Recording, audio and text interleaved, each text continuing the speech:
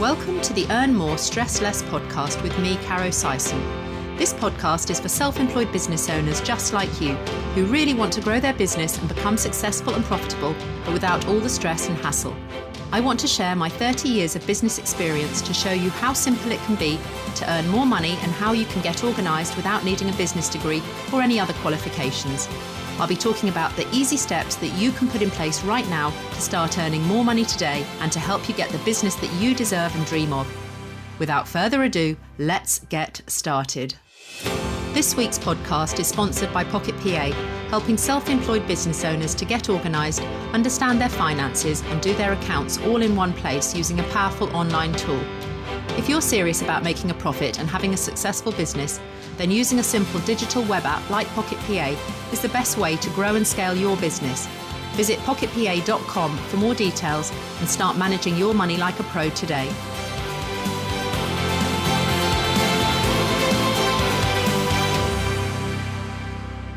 Hello and welcome to the Earn More, Stress Less podcast with me, Caro Sison. Thanks for joining me. Today, I'm talking to Laura Bull, who is a growth marketing mentor, and she helps business owners to make more money by doing less work. Now, she's worked in marketing for 6 years in big and small businesses, ones that you will recognise. I will mention them a bit later. And she's won awards for national marketing campaigns and has created courses and mentorship programs to share her growth knowledge with small business owners just like you. So, Laura, hello and welcome to this week's podcast. How are you? I'm very good, thank you. Thanks for joining us. You? Yeah, I'm good, thank you. Now, helping business owners make more money by doing less work, that's the sort of thing that will be of interest to most listeners, I'm sure. So tell us more. Tell us a little bit about your journey to where you are at the moment, Laura. Yeah, so I am a growth marketer in my current day job, and I want to kind of share that knowledge with small business owners, I guess. So I've worked for and with businesses of all different sizes, and I'm taking the knowledge that I've learned from all of the really well-funded, like high street names, I guess you said earlier, Caro, to help smaller businesses grow. That's amazing. So at the moment, you're working full-time in a full-time role, and your passion is and your vision is to move into full-time self-employment. Is that the plan? Yeah, I think so. I haven't put any timings on it. I know that in the future, like we're talking like 4 or 5 years, that's where I want to end up. I just want a bit more kind of like flexibility in my life, I guess. The roles that I tend to do are very, very intense. They're the roles that I am best at, but I don't necessarily want to be doing them all day, every day. I want to have a bit of my own time, I guess. So I think when you're in that role, you're sort of you're aware that you're building someone else's empire. So the end result, if you've got a plan to become self-employed, is that you could build your own marketing company or do your own marketing endeavors, being just your own boss, I guess. Is that the thought process for you? Yeah, definitely. And I think like for me, I'm really interested in like how businesses work. So like I'm almost using this time as an opportunity to really learn what makes a business great and what keeps customers coming back and makes a good customer experience. And that's really why I want to like pass that on to other people, because I just think that sometimes that knowledge isn't very accessible, and the kinds of businesses that I work for, it feels like the support that you get sometimes is a bit exclusive. Just because you're spending more money than someone else, you can get Facebook on the phone and get something fixed really easily. And yeah, so you have leverage, don't you, once you're working with these high street brands? And I know you've worked previously for Zoopla. I think most people will have heard of that. And we were just saying before we started recording, you're working currently for Gusto, but we called it different things, didn't we? You said Gusto, is that right? And I said Gusto, and it sounded really, really awful the way I said it. But these are high street names, so you're getting a really amazing experience with all of these marketing tools that you're using and learning, and around all of these other people with expertise. So it's so exciting that you're then planning to share those. Well, you're already doing it, I know, with other people and sharing your marketing plans and things with people. So marketing has got a lot more complicated, hasn't it, over time? And I think, as you say, bigger businesses have access to deep pockets and large rounds of funding that they can try lots of things out. But when it translates for smaller business owners and self-employed solo business owners, what would you say is a way for them to sort of get started with their marketing? I think really taking it back to basics, like there's a lot of noise about what you should and shouldn't be doing, and like it feels often like there's only one way to do things to get to a certain place, but that absolutely isn't the case at all. And I often say to people, like, if they don't enjoy an aspect of marketing, or if there's a certain piece of activity or tactic that they're supposed to be using for their industry or their business model, and they just don't enjoy it, don't do it. Like the sweet spot with marketing comes from when you're balancing what your business needs and your customer needs. And ultimately, like, if you're not all in with that thing and excited about it and able to show up and do it consistently and kind of in the best way possible, then there's no point in you kind of putting your energy into that, I guess. Like a lot of the stuff that I do in my kind of full-time roles is about like prioritizing and figuring out where my strengths are as a person or the strengths of the team around me and playing to that. And business owners can learn as much from that mindset as they can from like the commercial stuff and the actual doing of the marketing activity. And that's kind of like what I talk about a lot. It's both the marketing aspect and then the mindset that comes with being really focused in what you're doing, and knowing that you're going to fail no matter what you do. So you have to kind of like try a thing, figure out when to call it a day, or when it's working and how to make it work better. I love that you've just given people permission to firstly not do things that they don't feel aligned with, and also permission to fail, because I think as small business owners, we kind of think everything that we do has to be a roaring success. And I think that's one of those things with marketing. You have to try so many different things and just accept that some of them are going to work and some of them aren't. And it's about failing fast and just moving on, and messy action as well is one of the things I think with marketing that's important, to try new things and, you know, use that creativity to explore different things that you might not have tried before and see which ones work for your business, which ones you enjoy, which ones resonate with your customers and generate more sales and business for you. Is that one of the things that you found in your role? Yeah, absolutely. And I would also say, like, what worked yesterday might not work tomorrow. So like, keep trying new things, keep thinking outside of the box. And as long as you're putting your customer first and understanding their needs, which small business owners are great at that. They're literally like with them all day, every day, know their customers inside out. And that is the thing that bigger businesses don't have to their advantage, because there's so many layers of process or people between their customers.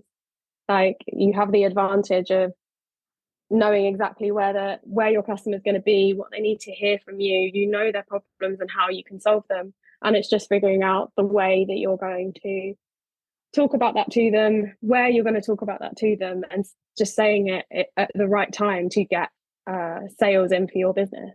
And you specialize in something called growth marketing. So for anyone that hasn't heard that term before, how is your phrase of growth marketing different to just general marketing, which people are more familiar with? I think growth marketing is just more focused on, so marketing is really broad, and you could lump into marketing so many different things, including like, I don't know, 17,000 ways to reach your customer. It could be like researching your product, your market, everything. Growth marketing really kind of brings together the needs of your customer and the needs of your business, because you can't consistently sell things that people don't want. So you need to make sure that your product is actually kind of suited to the problem that you're trying to solve. And then you can't keep selling that thing if you aren't making enough money to live. So you need to ensure that you're like pricing yourself right. You have a really kind of commercial mindset with what you're doing. Lots of people can do marketing and not measure the impact of it and not really understand kind of the return on investment within the marketing that they're doing. I often have people come to me to say, I want to earn this much money. Like it's not necessarily about selling to more people. It might be changing the price of your product or thinking about a different product to serve a slightly different need and selling more of that. There are so many different elements that you can kind of play with to get to a particular end goal. And growth marketing is figuring out which of those kind of like product elements, messaging elements, and like the business need that you're going to use to get to that place. I think also like growth marketing is about testing. It's having permission to fail. Traditional marketing is more like shiny perfectionism and the presentation of like a certain story about your business, making an advert look super swish when it doesn't necessarily kind of like do anything for you or have any tangible benefit. But with growth marketing, it's about testing to see what works and what gets you to your goal, whether your goal is to reach more people or sell more things. And it's about keeping on trying those things over and over again and changing something small each time so that you can get to closer to the perfect way of marketing to your customer. And again, that's like accepting that you will fail and figuring out from that failure, what did I learn?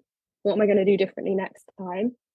And kind of like going as fast as you can to eliminate all of the different paths you could take so that the one that's left is the successful one, I guess. So how closely is the growth marketing connected to the sales? Is that what you're using as your metric to sort of decide if the outcome is a sale? Is that how you're measuring the success of your growth marketing strategies and tactics that you're following? Potentially, yes. I think it really depends on the business and what kind of a business owner wants to achieve with that. I think there's like two ways in which like bigger businesses look at marketing results. They either look at growth in terms of like the number of customers they are serving and trying to get to a bigger number of customers at all costs, or they look at profitability, so making sure that they are making the biggest profit possible off of the number of customers they have. And I think like depending on your business and what your appetite is, you can decide which one of those two things you want. Do you want to make more money off less people, or do you want to like help as many people as possible? And there's no right or wrong answer. I think like that is also only like the end goal for a business owner. Like there's so many different things along the way. Like you could use growth marketing to grow your audience. You could use growth marketing to grow a particular channel. Say you wanted to like develop, I don't know, an email list or something like that. Like it doesn't need to necessarily be tied to something sales related. But obviously, ultimately, at the end of the day, all of us just need to earn some money to live. So yeah, I would imagine most people only do marketing in order to be able to generate extra revenue and for it to have a direct impact on the number of in their bank account at the end of every week or month. I think in the bigger companies, I can understand the strategy of wanting to, increase their reach and get more email addresses so they can continue to market. And I think that should be on the radar for small business owners to keep that in mind. But I think ultimately most small micro business owners are marketing specifically for the purpose of revenue generation and to make sure that they've got increased sales and profitability and all of those things which come with their marketing efforts. Would that be reasonable in your experience with the people that you've been working for, or is it quite a mix? I think it's actually quite a mix because if you have existing marketing that can kind of make those sales for you and you know exactly what you need to do and when to make those sales, by using marketing to grow the number of people you're talking to, you can actually increase the number of sales that you're getting with the stuff that's already converting people. So this would be for people that have already got systems in place where they have got a proven sales strategy, and they've got a sort of perhaps a funnel set up where they're bringing people in and they've got their own conversion system already set up and in place. Is that what you're saying? Yeah, absolutely. So you can use marketing to fuel that fire, I guess, and continue to make more sales with whatever systems you've got set up and funnels you've got set up already. And I think, like, for anyone who's not there yet, it's just about trying to kind of, I guess, focus on a small area of that at a time. So making sure that you can get the sales in, then making sure that you can kind of get the people to talk to make those sales, and kind of bouncing between those things until you've got a system that works and can try and automate it or outsource it or whatever you need to do to keep your business running. So would it be fair to say that growth marketing perhaps comes in once you've got that system in place? It's not actually one of your first lines of marketing. Would that be something that comes later down the line? People wouldn't necessarily start out with growth marketing then? Yeah, I think so. And I think potentially the element of growth marketing that's most helpful if you're starting out and you haven't got the right kind of systems to convert people or make those sales, is actually about the mindset, and it's about approaching everything from a place of kind of, what's my focus, what's the most important thing that's going to make me sales today, and then what can I do to kind of like hit that goal and put myself out there and see what works, with the aim, almost the aim of failing. Because if you're trying new marketing tactics, you kind of have to assume that like 90% of the stuff that you do isn't going to work, and that 10% will work. And it's just about the kind of like mindset and resilience of continuously showing up, even if it feels like you're not making progress on this day, in this hour, in the kind of bigger picture of things. Like in a year's time, you actually will be moving forward if you're consistently showing up and kind of using a growth mindset. So not letting your failures like affect you and hold you back, I guess. And how do you measure things? Because for me, measuring is a key thing. You can't manage what you don't measure. So with any marketing, if you're talking about 90% of things failing, what are you using to measure your success? And because measuring marketing can sometimes seem a little bit like you don't know quite what the knock-on effect is. You might have done what you think is quite good marketing, and it might not have actually translated into specific sales, but ultimately you've increased your brand awareness, perhaps from some of the activities that you're doing, and that's difficult to measure. So to quantify some of the activities that you're doing in your marketing time, how can you measure things in your experience, Laura? So I think measurement often seems like the biggest, scariest part of it. So people shy away from it. But it is really just about being, I guess, deliberate in what you are measuring and why you are measuring it. Especially for small business owners, if you're the only person looking at kind of the marketing that you're doing, don't feel the need to look at like 10 different numbers about whatever piece of activity that you've done.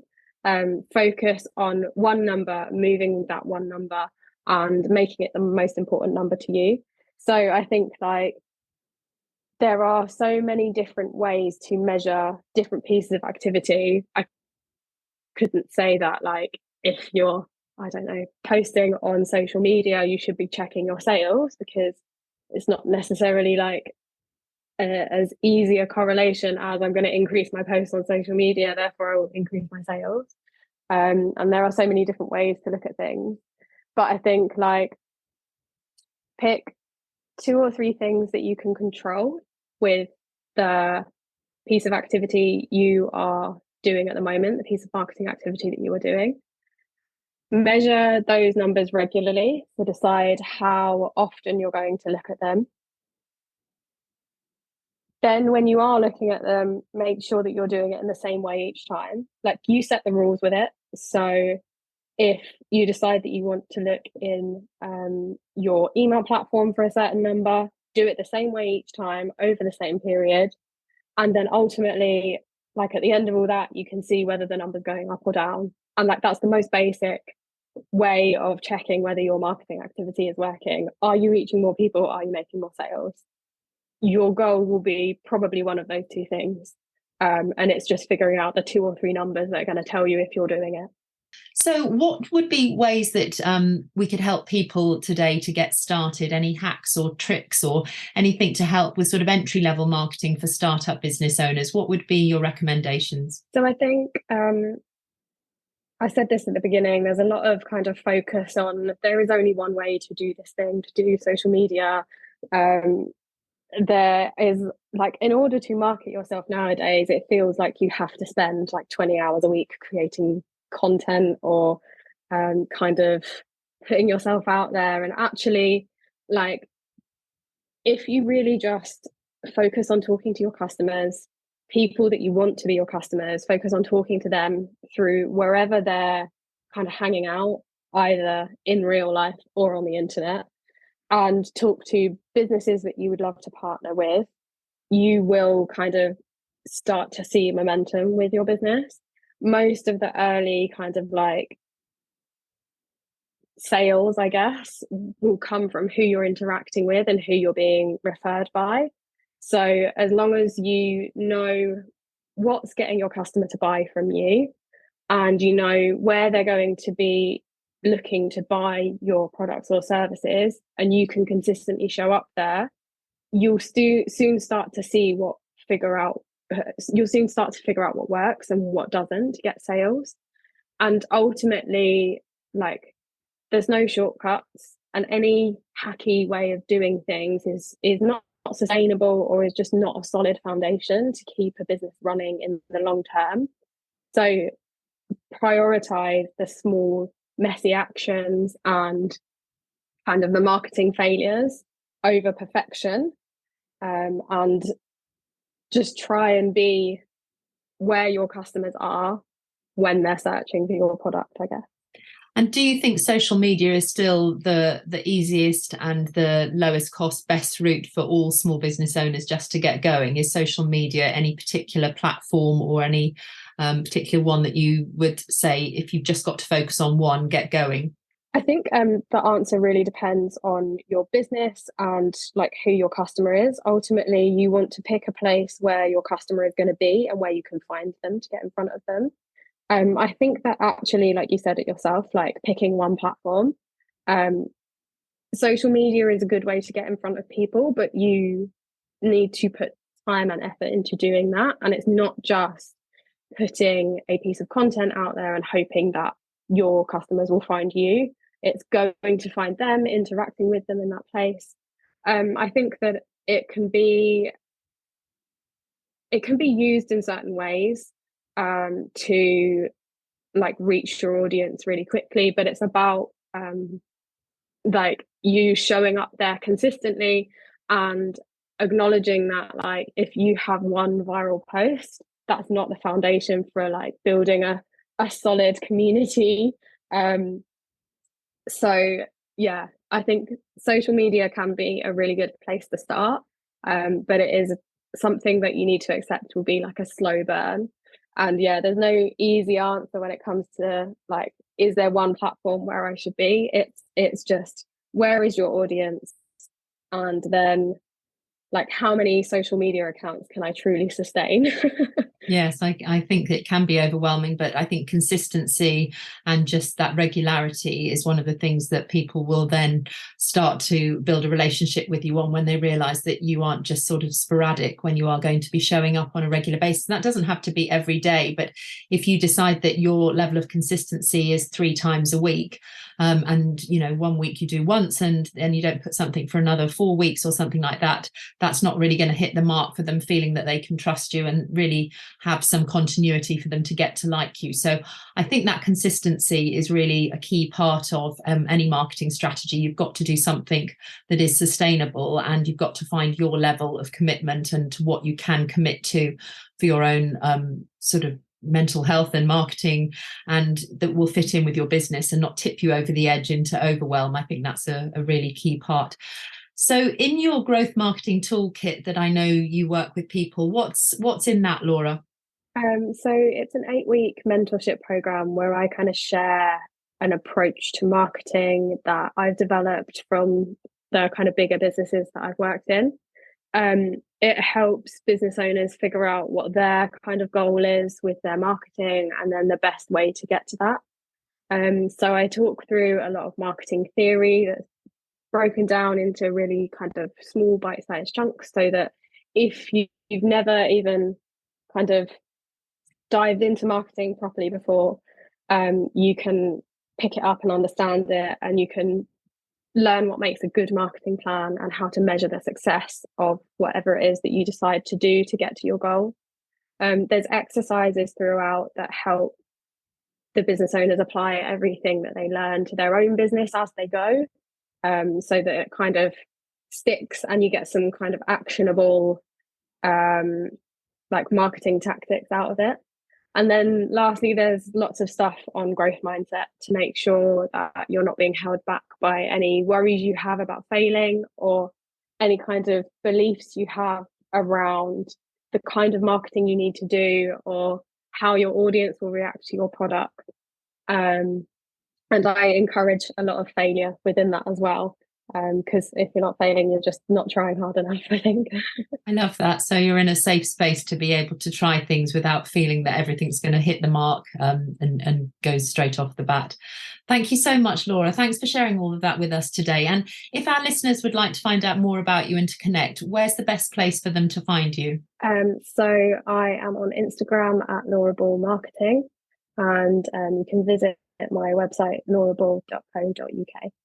Lovely. And I know that you've got a free marketing funnel workbook on your website, and I'm going to put a link in for that for people to be able to link to that. So if they would like to get a freebie, then they can just go into the show notes afterwards, and we'll share that with people. So lovely. Laura, thank you for joining me, and thank you everybody for listening today. I hope you've got a wonderful week ahead, earning lots of lovely money with the least amount of stress. And until next time, let's catch up soon. Thanks for listening to the Earn More, Stress Less podcast with me, Caro Syson.